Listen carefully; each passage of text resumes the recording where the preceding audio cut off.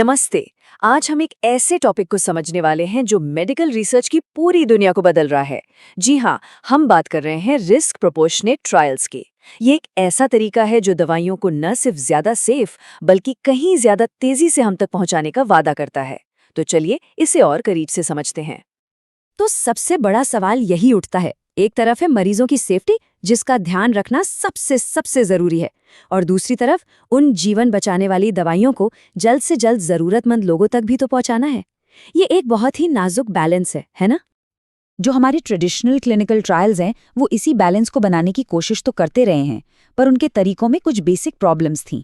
चलिए देखते हैं कि वो क्या थीं और अब हम उन्हें कैसे ठीक कर रहे हैं। देखिए, जो पुराना तरीका था वो कुछ वन साइज फिट्स ऑल जैसा था। सोचकर देखिए, एक सिंपल से विटामिन सप्लीमेंट के ट्रायल पर भी उतने ही कड़े नियम लगते थे जितने कि किसी बिल्कुल नए एक्सपेरिमेंटल कैंसर की दवा पर। ये न सिर्फ बहुत ज्यादा रिजिड था, बल्कि इसमें अक्सर समय और पैसे दोनों की बर्बादी होती थी। लेकिन अब हम एक नए, कहीं ज्यादा स्मार्ट अप्रोच की तरफ बढ़ रहे हैं, जिसे कहते हैं रिस्क प्रोपोर्शनेट अप्रोच। ये फ्लेक्सिबल है, हर ट्रायल की जरूरत के हिसाब से इसे ढाला जाता है और इसीलिए ये बहुत एफिशिएंट भी है। तो चलिए इस स्मार्ट सॉल्यूशन को थोड़ा और गहराई से समझते हैं। ये जो रिस्क प्रोपोर्शनेट अप्रोच है, ये सिर्फ कोई नया नियम कानून नहीं है, नहीं, बल्कि ये सोचने का एक बिल्कुल नया तरीका है जो क्लिनिकल ट्रायल्स को असल में बेहतर बनाता है।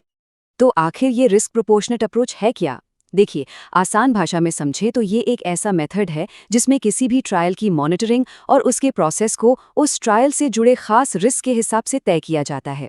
मतलब हर ट्रायल पर एक ही डंडा चलाने की बजाय हम हर ट्रायल को उसकी अपनी यूनिक चुनौतियों के हिसाब से परखते हैं। अच्छा, तो इसे लागू करने के लिए सबसे पहला और सबसे जरूरी कदम क्या है? वो है रिस्क को समझना और उसे अलग अलग कैटेगरी में बांटना। ये बिल्कुल वैसा ही है जैसे किसी सफर पर निकलने से पहले आप नक्शा देखते हैं, है ना? पता होना चाहिए कि रास्ते में कहाँ कहाँ मुश्किलें आ सकती हैं। तो मोटे तौर पर हम रिस्क को 4 कैटेगरीज में बांटते हैं। पहला है पार्टिसिपेंट रिस्क, मतलब ट्रायल में हिस्सा ले रहे लोगों को किसी नुकसान का खतरा, जैसे दवा का कोई अनचाहा साइड इफेक्ट। दूसरा है डेटा इंटेग्रिटी रिस्क, यानी जो डेटा इकट्ठा हो रहा है उसमें गड़बड़ी का खतरा, मान लीजिए किसी ने एंट्री गलत कर दी। तीसरा है ऑपरेशनल रिस्क, जैसे कि दवा की सप्लाई में ही कोई देरी हो जाए। और चौथा रेप्यूटेशनल रिस्क, यानी अगर ट्रायल सही से नहीं हुआ तो उस संस्था की इमेज को जो नुकसान पहुंचेगा वो। अब जब हमने इन रिस्क्स को पहचान लिया, तो अगला काम है इन्हें प्रायोरिटाइज करना। ये जो रिस्क मैट्रिक्स है, ये दिखाता है कि ये काम कैसे होता है। हम हर रिस्क को 2 पैमानों पर तौलते हैं, उसके होने की संभावना कितनी है और अगर वो हुआ तो उसका असर कितना बड़ा होगा। जिन रिस्क्स की संभावना और असर दोनों ही बहुत ज्यादा होते हैं, उन्हें सबसे ऊपर यानी रेड जोन में रखा जाता है।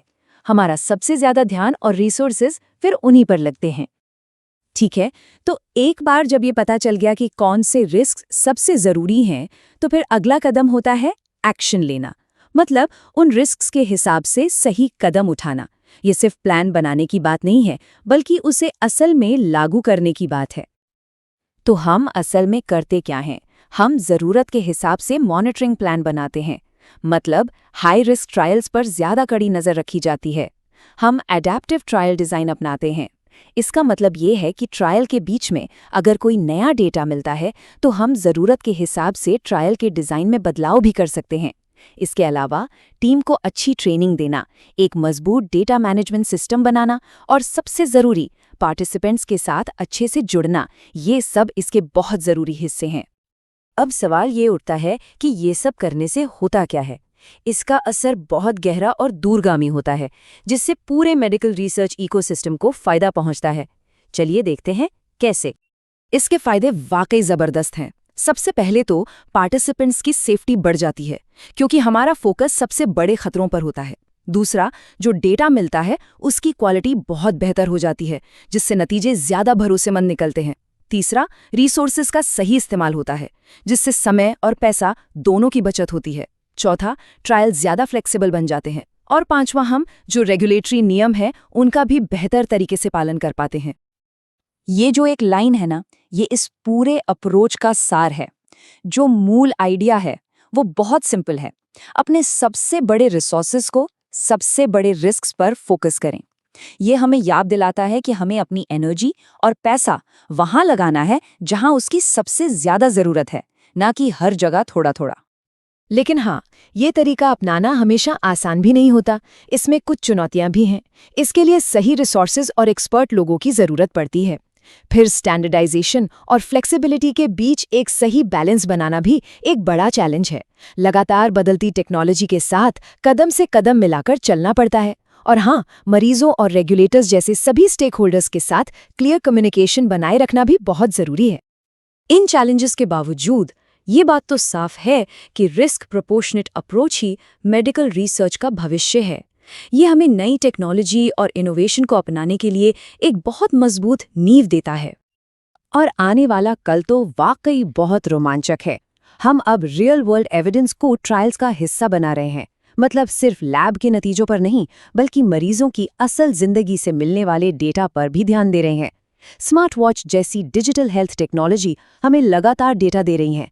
आर्टिफिशियल इंटेलिजेंस यानी एआई इस बड़े डेटा को तेजी से एनालाइज करने में हमारी मदद कर रहा है और पूरी दुनिया में इन तरीकों को एक जैसा बनाने पर भी काम चल रहा है। तो आखिर में सवाल यही है, क्या ये स्मार्ट, फोकस्ड और रिस्क प्रोपोर्शनेट तरीका ही वो चाबी है जो मेडिसिन की अगली पीढ़ी का ताला खोलेगी और हमें पहले से कहीं ज्यादा तेजी से और सुरक्षित तरीके से नई खोजों तक ले जाएगी? ये एक सोचने वाली बात है।